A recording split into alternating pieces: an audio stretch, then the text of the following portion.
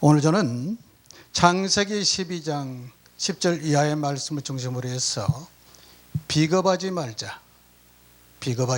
제목으로 여러분과 함께 은혜를 나누기를 원합니다. 이 말씀을 준비하게 된 계기는 엉뚱한 데 있습니다. 요즘 뉴스의 중심에 한일 정상회담이 주요 내용을 차지하고 있습니다. 한일 정상회담을 보면서 많은 국민들이 일본의 태도에서 분노를 하고 또한 우리 정부 당국의 태도에 대해서 화를 내고 있습니다.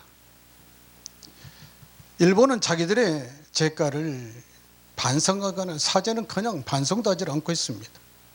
거기에 대해서 우리 정부 당국은 당당히 요구할 것을 또 요구하지 못하고 있습니다. 그러다 보니까 왜 말을 못하냐고, 저 혼잣말로 화가 나서 왜 말을 못하냐고 막 그랬습니다. 일본은 우리 주권을 찬탈하고 국토를 유린하고 또한 우리의 재산을 수탈해 갔습니다. 노역에 강제로 동원하여서 노역장에 투입을 하고 전쟁에 강제 징집했습니다. 또한 우리 할머니, 어머니 세대의 분들을 일자를 제공한다는 구실로 끌어가서 종군 위안부를 삼았습니다. 그 과거 역사를 돌이켜보면 참으로 분노가 치미는데 우리는 그 지난 역사를 붙들고 있을 수가 없기 때문에 그 용서를 하고 또한 미래로 나아가자고 하고 있습니다. 그러나 분명한 것은 우리는 용서를 하되 역사를 잊어서는 안 됩니다. 과거를 반성하지 않은 사람은 발전을 하지 못합니다. 그리고 회개가 없으면 권위 없듯이 또한 역사를 잊은 민족에게는 미래가 없다고 합니다. 저들은 이제 교과서에까지 후대의 애곡된 역사를 가르치고 있습니다. 독도가 분명한 역사적으로 유사일로 우리의 고유 영토지만 자기네 땅이라고 우기고 있습니다. 우기는 걸 지나서 이제 후손들에게 자기네 고유 영토라고 교과서에 실어서 가르치고 있습니다. 우리는 이것을 분연히 맞서서 우리 땅이라고 그들에게 주장을 해야 됩니다. 후쿠시마 수산물 수입은 안 된다고 당당히 그들에게 얘기를 해야 됩니다. 후쿠시마 원전 오염수를 바다에 버려서는 안 된다고 얘기를 해야 됩니다. 그런데 그러한 주장을 그들 앞에 당당히 하지 못하는 것을 보면서 참으로 안타까움을 금할 수가 없습니다. 그래서 왜 할 말을 못하느냐고 혼자 화를 내고 있는데, 왜 말을 못하냐고 하다 보니까는 갑자기 2004년도에 시청률 57.6%라는 고공행진했던 시청말로 대박 드라마 파리의 연인이 생각이 났습니다. 그 재벌 2세하고 평범한 여자의 사랑을 다룬 드라마인데 그 드라마 전체적인 줄거리는 다 잊어버려 생각이 안 나는데 대사 3마디가 생각이 났습니다. 애기야 가자, 이 안에 너 있다. 얼마나 느끼한 말인지 모릅니다. 그리고 남자 주인공이 여자 주인공을 향해서 왜 말을 못해? 저 남자가 내 남자다. 저 남자가 내가 사랑하는 애인이다 라고 얘는 말을 못하냐고 아주 두 눈이 튀어나올 정도로 부릅뜨고 입에서 거품을 물면서 다그치듯 여자에게 따집니다. 여자는 자기의 처지를 돌아봤을 때 상대가 내 남자로 한다면 그 남자가 처신이나 또한 수치를 당하거나 민망해질까봐 여자가 자기의 사랑하는 남자를 내 남자로 얘기를 하지 못했습니다. 자기 자신을 생각해서가 아니라 상대를 생각해서 당신은 내 남자라는 얘기를 못했습니다. 그런데 오늘 말씀을 전하고자 하는 말씀의 중심 인물 아브라함과 이삭은 자신의 아내를 생각해서 아내를 아내라고 하지 못했습니다. 아내를 누이라고 그랬습니다. 자신들의 아내들의 아내를 생각해서 누이라고 한 것이 아니라 자신들의 아내를 생각해서 아내를 누이라고 했다는 것입니다. 우리 모두 아시다시피 아브라함은 믿음의 조상입니다. 그리고 75살 75세 하란에서 하나님의 부르심을 입고 하나님의 말씀을 쫓아간 위대한 신앙의 인물입니다. 창세기 12장 1절에서 3절 말씀 보면은 하나님께서 아브라함을 향해서 너는 고향과 친척과 아버지를 떠나서 내가 내게 보여줄 땅으로 가라. 내가 너로 큰 민족을 이루고 복을 주어 내 이름을 창대하게 하리니 너는 복이 될지어다. 내가 너를 축복하는 자에게 복을 내리고 너를 저주하는 자에게 저주하는 자를 저주하리니 땅의 모든 족속이 너로 말미암아 복을 얻을 것이라고 말씀하고 있습니다. 이와 같이 엄청난 복을 얻고 또한 하나님께서 큰 민족을 이루겠다는 것은 그의 아니의 후사까지 책임져 주겠다는 말씀이 아니겠습니까? 그래서 아브라함이 하나님의 말씀을 쫓아서 이제 하나님이 인도하시는 가나안 땅으로 들어가지만은 가나안 땅에는 아브라함의 가족을 환영하고 함께 해줄 리가 전혀 없습니다. 객지인데 당연히 그곳에는 텃세도 있을 것이고 박해도 있었을 것입니다. 그래서 아브라함이 가나안 땅을 지내서 세겜 땅으로 갑니다. 또 세겜 땅을 지내서 그곳에서 하나님께 제사를 드리고 또 남쪽으로 향해 나갑니다. 옮길 때마다 아브라함이 제사를 지냈습니다. 하지만 그 땅에 기근이 들자 아브라함이 가족을 데리고 애굽으로 내려가려고 하고 있습니다. 그런데 우리가 여기서 하나 발견해야 될 것은 아브라함이 가는 곳마다 제사를 지냈는데 그 땅에 가뭄이 들어서 애굽으로 들어가기 전에 하나님께 기도했다는, 하나님의 뜻을 여쭤봤다는 그러한 내용이 말씀이 없습니다. 이것을 봤을 때 자기 생각을 쫓아서, 환경의 문제 때문에 자기 생각을 쫓아서 이제 애굽을 향해서 가고 있다는 것입니다. 하나님의 사람들은 먼저 행하기 이전에, 그리고 발행하기 이전에 하나님의 뜻을 여쭤봐야 됩니다. 하나님께서는 잠언서 3장 5절에서 6절 말씀에 너는 마음을 다하여 여호와를 신뢰하고 내 명철을 의지하지 말라. 너는 범사에 그를 인정하라. 그리하면 그가 내 길을 지도하시라고 말씀하고 있습니다. 우리가 무슨 일을 행하든지 행한 이후에 하나님 뜻을 여쭐 것이 아니라 행하기 이전에, 그리고 어디를 가든지 발행하기 이전에 하나님의 뜻을 구하고 또한 하나님께서 내 길을 지도해 주시기를 간구해야 됩니다. 그럼에도 불구하고 아브라함이 자신들이 머무는 땅에 기근이 들므로 인해서 애굽을 먹을 것을 찾아갑니다. 생각해 보면은 땅에 기근이 들었으니 당연히 먹을 것이 있는 곳으로 가는 것은 너무도 당연한 것 같습니다. 그러나 하나님의 사람들은 환경의 문제로 인해서 하나님의 뜻 묻기 이전에 자기 생각대로 움직일 것이 아니라 하나님께 먼저 여쭤봐야 된다는 사실입니다. 그 땅에 기근이 들었으므로 애굽에 거류하려고 그리로 내려갔다고 그랬습니다. 성도가 영적의 기근을 만나면은 세상 속으로 나갑니다. 애굽은 세상을 우리가 표현하고 있다고 하지 않습니까? 아브라함이 신앙의 위대한 인물이지만은 하나님의 뜻을 묻지 않냐고 자기 생각대로 쫓아가다 보니까 이미 애굽 땅에 들어가기 이전에 이미 그는 두려움이 빠졌습니다.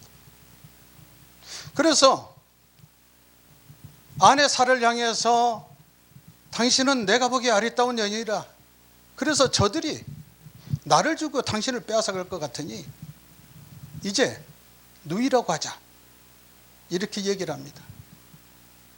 우리 한번 생각을 해봅시다. 세상의 아내들이요, 만약에 남편이 당당하게 당신이 내 아내라고 모든 사람 앞에서 얘기하지 못하고 다르게 얘기하자고 한다면 그 남편이 신뢰가 가고 존경스럽겠습니까? 세상의 남편들이요, 만약에 여러분이라면 어떻게 하셨을 것 같습니까? 아내를 아내라고 부르지 못한다면 얼마나 자괴스럽고 한심한 노릇입니까? 이거 비겁한 겁니다. 그래서 제가 오늘 말씀의 제목을 비겁하지 말자고 했습니다. 이게 왜? 영적 기근을 들었기 때문입니다. 아브라함이 영적으로 건강하지 못했기 때문에 환경을 보고 애굽을 향해서 갔고, 애굽에 들어가기 이전부터 이미 두려움에 본인이 무너진 겁니다. 도덕적으로 이미 무너져 버린 것입니다. 그 보면은 내가 그대로 말미암아 안전하고 내 목숨이 그대로 말미암아 보존되리라. 뭐라 하면은, 누이라 하면은, 아내라 하면은 목숨이 뺏길 것 같다는 얘기죠. 만약 누이라 해서 다른 사람이 그것을 아내로 취해가면은 그 가족들에게 후대하는 풍습이 있었습니다. 이 얘기는 누이라 함으로써 자기의 생명을 보존되기를 바랬다면은 아내는 빼앗겨도 나는 살겠다는 건 얘기하겠습니까? 당당한 남편이라면 아내가 혹시라도 누구로부터 빼앗김을 당할 일이 당했다면 가족이 혹시라도 위해를 당할 문제가 처했다면 분연히 맞서서 싸워야 될 텐데 자기의 목숨을 보존받기 위해서 아내를 아내라 하지 못하고 누이라고 말합니다. 그리고 보면은 16절에 보면은 그리고는 그로 말미암아 아브라함을 후대함으로 아브라함이 양과 소와 노비와 암수 나귀와 낙타를 얻었더라. 누구에게? 바로에게. 세상의 이방 방백에게 아내로 인해서 재물을 얻었습니다. 나쁘게 심하게 얘기하면은 아내를 팔아서 재물을 얻은 것 아니겠습니까? 참으로 부끄러운 모습이라 아니할 수가 없습니다. 그러나 하나님께서는 이 일로 인해서 아브라함의 가정에 큰 재앙을 내리셨습니다. 분명 하나님의 사람 아브라함은 하나님의 뜻을 묻지 않고 제 생각대로 쫓아갔지만 그로 인해서 실패하고 실수하고 실패를 했지만 하나님께서 그런 실수와 실패의 현장 속에서도 사랑과 은혜를 저버리지 않으시고 그를 지켜주셨습니다. 그래서 바로의 가정에 큰 재앙을 내리고 그가 하나님의 선지자인 것을 말씀해 주시고 있습니다. 그러나 분명히 이것을 보면은 하나님의 사람인 아브라함이 이방 방백에게 책망을 듣고 있습니다. 왜? 아내를 아내라 하지 않냐고 누이라고 거짓말했느냐고 책망을 받습니다. 교회가 건강하지 못하면 세상 사람들로부터 책망을 받습니다. 하나님의 사람들이 빛과 성배를 감당하지 못하면 세상 사람들의 손가락질을 당하고 지탄을 받습니다. 우리는 영적으로 건강해야 됩니다. 우리는 세상 사람들의 본이 되어야 됩니다. 거짓말은 잠시 순간을 모면하고 또한 얘기를 모면할 수 있을지 모르지만 문제의 해결이 아닙니다. 거짓말은 바로 새로운 문제를 이야기한다는 사실입니다. 아브라함이 여기서 하는 것이 아닙니다. 이제 25년이 지나서 99세 됐을 때 또 아비멜렉에 가서 아비멜렉에게 거짓말을 하게 됩니다. 99세 됐으니까 아마 그때 이름이 개명됐습니다. 아브라함으로. 아브라함이 아브라함이 되었고 사라가 사라로 개명이 된 이유입니다. 아브라함이 99세가 됐으니까 사라도 이제 89세가 됐을 텐데 그때도 매우 아리따웠던가 봅니다. 아마 출산을 안 해서 그랬는지 모르지만은 예뻤나 봐요. 그래서 또 아비멜렉에 같은 거짓말을 해서 부끄러움과 수치를 당하게 됩니다. 이뿐만 아닙니다. 창세기 26장에 가면은 그의 아들 이삭이 아버지와 같은 똑같은 실수를 범합니다. 아내 리브가를 아내로 하지 않고 누이라고 합니다. 그런데 어느 날 이삭이 아내 리브가를 끌어안고 있는 장면을 아비멜렉이 그걸 보고 나중에 이삭을 불러서 내가 본지 분명 네 아내인데 왜 누이라고 거짓말했느냐 라고 이제 책망을 합니다. 그때 그에게 뭐라고 대답하면 내 생각에 그로 말미암아 내가 죽게 될까 두려워하였습니다 라고 얘기하고 있습니다. 자기 생명에 혹시라도 위해가 올까 봐 아내를 아내라고 하지 않냐고 누이라고 거짓말하고 있다는 사실입니다. 그로 인해서 바로의 가정이 재앙을 입었고 아비멜렉의 가정이 하나님께서 그들의 태를 문을 닫았습니다.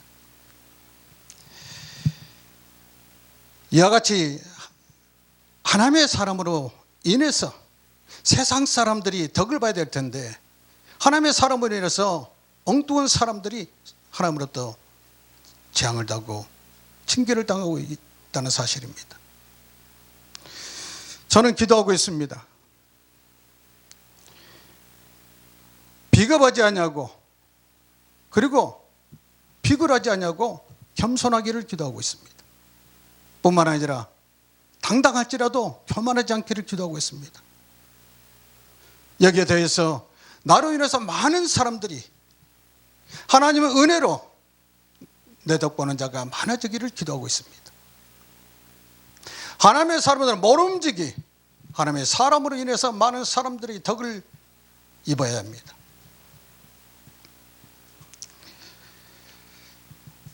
만약에 하나님의 사람들이 두려움이나 수치 때문에 그리스도를 부인한다면 어떻게 되겠습니까? 하나님께서는 마태복음 10장 32절 33절에서 누구든지 사람 앞에서 나를 시인하면 나도 그를 아버지 앞에 시인할 것이요 누구든지 사람 앞에서 나를 부인하면 나도 아버지 앞에서 그를 부인하리라고 말씀하고 있습니다. 수제자 베드로가 영적으로 약했을 때 가야바 법정의 뜰에서 예수님을 모른다고 3번이나 부인을 했습니다. 이후에 성령이 충만한 사람이 되었을 때는 십자가에 거꾸로 매달려 죽기까지 그 순교를 마다하지 않았던 그런 담담이 생겼지만은 영적으로 기근이 들면은 우리는 세상 가운데에서 세상 사람들보다 어쩌면 더 못할지도 모릅니다. 나에게 줄 수가 밖에 없는 그것이 우리의 한계입니다. 그래서 우리는 항상 성령으로 충만해야 됩니다. 우리가 요나를 잘 알고 있습니다. 요나로 인해서 그가 하나님께 불순종했을 때 풍랑을 만나서 그 재물을 다 버리게 되고 또한 거기에 배 탔던 많은 사람들이 생명의 위해를 느꼈습니다. 반대로 사도 바울이 로마로 압송되가는 배에 탔을 때는 유라굴로 강풍을 만났지만은 사도 바울로 인해서 거기에 배에 탔던 276명의 생명이 구원을 받았습니다. 이와 같이 하나님의 사람들로 인해서 세상 사람들이 덕을 보는 사도 바울로 인해서 270명의 생명의 구원을 받았던 것처럼 하나님의 사람들로 인해서 세상 사람들이 덕을 볼 수 있는 저와 여러분이 되시기를 주님의 이름으로 축원합니다.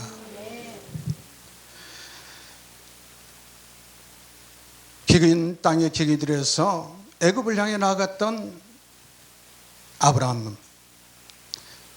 아브라함이 애굽으로 내려갈 때 기도하지 않았습니다. 우리는 무슨 일을 행하든지 어디를 발행하든지 먼저 하나님 앞에 하나님의 뜻을 엿주는 저 여러분이 되어야 될 줄 믿습니다. 애굽은 세상을 상징한다고 말씀드렸습니다. 애굽은 하나님의 사람들이 시련과 훈련과 유혹의 장소입니다. 하나님의 자녀가 영적 기근을 만나면은 환경을 바라보게 됩니다. 환경을 바라보다 보면은 그 땅에 기근이 들었을 때 애굽으로 내려갔던 아브람처럼 영적으로 기근을 들면은 우리가 세상 속으로 나갑니다. 예루살렘에 중년 들었을 때 모압 지방으로 갔던 엘리멜렉과 나오미가 어떻게 됐습니까? 모압 지방으로 가서 엘리멜렉과 그 두 아들 말론과 기론이 죽었지 않습니까? 누가복음 10장 30절에 보면은 성지 예루살렘을 피해서 이제 비호간 여리고성을 향해 가던 사람은 도중에서 강도를 만나서 모든 것을 빼앗기고 목숨을 잃을 상태까지 빠졌지 않습니까? 사랑하는 성도 여러분, 환경을 바라보다 실족하지 마시기 바랍니다. 오직 주님만을 바라보며 말씀을 쫓아가는 저와 여러분이 되시기를 주님의 이름으로 축원합니다. 불행의 원인은 죄에 있고 죄의 원인은 하나님을 떠난 데 있습니다. 지금은 노아와 롯데와 같다고들 얘기하고 있습니다. 죄악이 창궐한 이때 우리는 영적으로 재무장을 하고 하나님의 말씀을 따라서 살아가야 합니다. 그리고 마태복음 5장 37절 말씀처럼 오직 너희는 옳다 옳다 아니다 아니다 하라. 옳은 것은 옳다, 아닌 것은 아니라고 얘기할 수 있어야 됩니다. 그러한 담대함이 있어야 됩니다. 이런 담대함이 있기 위해서는 성령으로 충만해야 됩니다. 말씀으로 충만해야 됩니다. 날마다 아버지 앞에 나가 기도를 해야 합니다. 자, 여러분이 하나님 은혜로 세상 가운데서 비겁하지 않냐고 비굴하지 않냐고 세상설 앞에 하나님의 자녀답게 당당하게 살아가는 자 여러분 되시기를 예수님 이름으로 축복하고 축원합니다. 아멘.